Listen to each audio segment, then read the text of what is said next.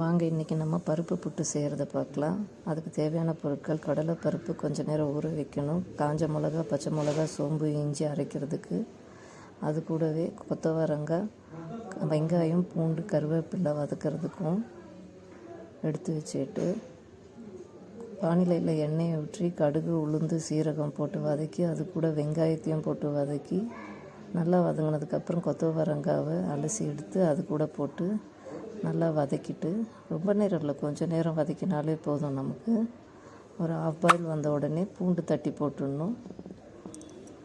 பூண்டு தட்டி போட்டுட்டு அதையும் நல்லா ஏற்கனவே நம்ம எடுத்து வச்ச கடலைப்பருப்பு, சோம்பு, பச்சை மிளகா, காஞ்ச மிளகா கோர்ஸாக அரைச்சி எடுத்துக்கணும். ரொம்ப மையாக இல்லை, கோர்ஸாக தண்ணி விடாமல் அரைச்சி எடுத்து வச்சுட்டு, அது கூட மஞ்சள், உப்பு போட்டுட்டு காய் கூடவே கலந்து நல்லா எல்லாமே ஒன்றா கலந்து வர மாதிரி வதக்கிட்டு மூடி போட்டு ஒரு 5 நிமிஷம் உங்களுக்கு பளபளன்னு வந்துடும். காய் நல்லா வெந்துட்டு இருக்கும், பருப்பு காய் எல்லாமே நல்லா வெந்துட்டு இருக்கும், ஒட்டாமல் இருக்கும் கடாயில். அதுக்கு நம்ம தண்ணி ஊற்றி அரைக்காமல் இருந்தோம்னா கடாயில் ஒட்டாமல் வரும். சீக்கிரமாக பருப்பும் காயும் வெந்துடும். எடுத்து பார்க்கும்போது இப்படி உதிரியாக வரணும். அது நமக்கு பக்குவம்.